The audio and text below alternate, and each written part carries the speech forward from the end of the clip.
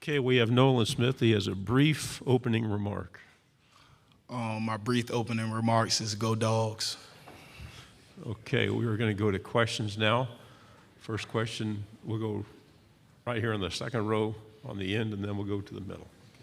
Joshua, WTVC in Chattanooga. Tell us about this defense. The headline we see is lost 8 starters from last year's squad. What do you see when you see this defense?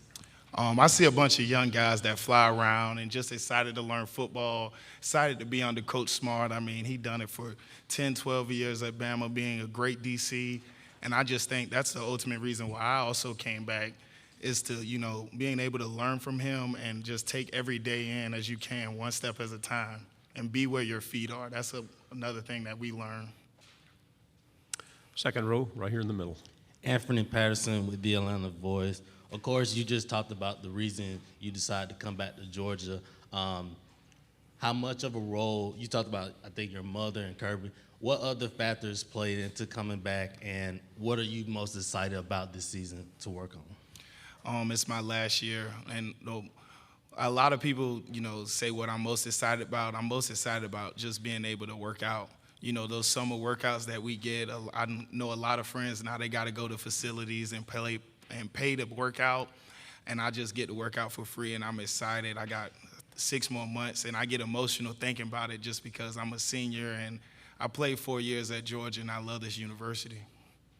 To your right, third row. Cody Chaffetz, Fox 5 Atlanta. Do they just give you a whistle at this point? You become Coach Nolan, and how do you bring it every day and get these guys up even days when you don't want to bring it? I just say I love the game, and I just love being a student of the game and learning under Coach Smart. I mean, he has numerous first-round picks, and not even talking about the ones that he just had at Georgia. Just being able to learn under him, Coach Muschamp, Coach Schumann. I've done it for 3 years, and this is my last year, so I'm going to try to make the most of it. And no, they don't hand me no whistle. I work every day, and I try to lead by example. We'll stay on the right side, third row. Coming off a national championship, how do you guys stay hungry and are focused on still getting better and just not becoming complacent? Humility. And I just think that's one of the big things that we took last year, and the movement step forward was connect with your brother and be humble. Don't have no egos. And that's another thing. The past is your ego. We can't control last year. We can't do anything on last year. We can only look forward and be where our feet exactly are now. Right side, second row. Hey, man, Ben Bobick, Local 3 in Chattanooga. Ladd McConkey seems to be the definition of a bulldog, man. How does he push this team, your defense in particular, and have you seen him grown into a leader on this football team? He push our defenses, and I wouldn't even say our defense. I say push our secondary every day in, day out. Summer 7-on-7s. Him and A.D. Mitchell are flying. I was just telling someone earlier, they're running 22 miles an hour just jogging. Post routes, skinny posts, skinny seams, them and Stetson, they're just, I think, electric. Electric on the field, electric off the field. They have a connection, and you can see it. In the back, in the aisle, to the left. Lance McCurley, Liquid County News.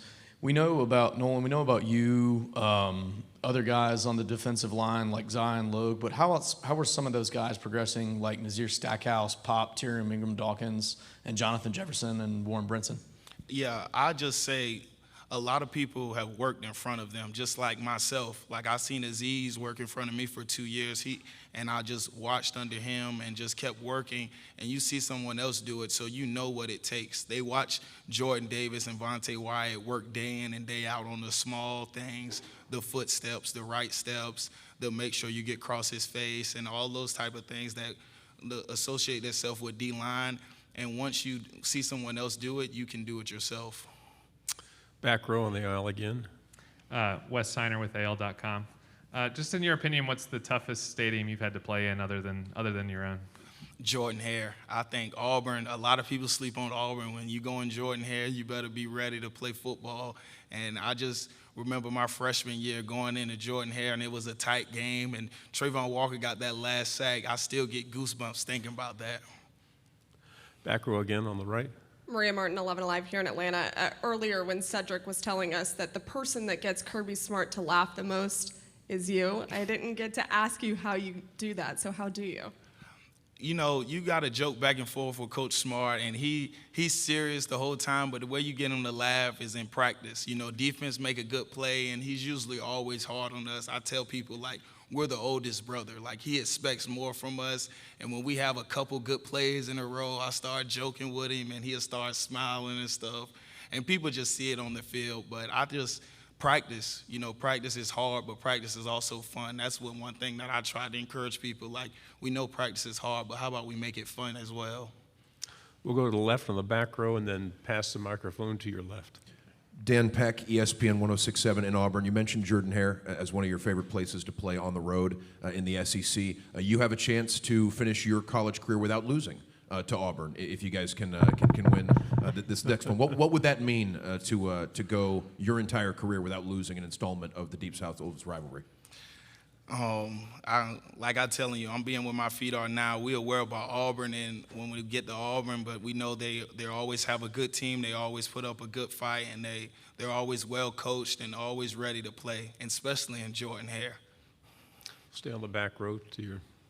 Hey, Nolan, Jordan Chambers, WFF in Huntsville. So some of the guys were talking about the biggest difference between last season and the other seasons in the past was the buy-in. Is there anything in particular that you credit this to? No, I say the buy-in is key. Once you have a bunch of guys that buy in and start pulling the rope in the same direction, as we say metaphorically, is you get a lot of guys going to pull that rope in that same direction, and a lot of guys telling people, hey, man, that's not right. This is the right thing to do. This is the way to do things. This is the way we do things at Georgia. Two questions. First over here on the end, third row. Hey, Nolan, Rex Castillo out of WRBL in Columbus, Georgia. So a lot of questions were about the quarterback position last season. I know it was a pretty serious battle, but what Stetson did, it seems like it's clearly his team. What has he done this time around to take his game to the next level? I think from being a more vocal leader, a more him demanding from offense and defense, because we know in the game that sometimes offense down, we pick them up, and sometimes we down, they pick us up. And I just say that he demands as a leadership role. You can tell when 7-on-7, he's telling us, hey, y'all had a bad day, or we did this better, or we can do better. So I think Stetson is being more vocal and taking on his leadership role, and people see him as a quarterback. Final question, back row on the aisle. We saw a bull down in Milledgeville get not a parade, but he went back and visited. We saw Stetson go back to Pierce County and have a parade. Did you do anything special in Savannah? Oh, yeah, I did a kids camp. I had about 250 kids come out. My kids camp was free. I passed out about 300 book bags and hot dogs and hamburgers, because, you know, sometimes most people don't know during the summer when your mom and stuff is at work, you got to fend for yourself on food. And I just took a big thing in making my community better and just being that vocal point in the community and trying to turn it around, to tell kids it's more than life than TikTok and doing all this stuff indoors, or even the kids that are outdoors shooting guns and stuff. I just want us to be better. Nolan, thank you very much. Thank you.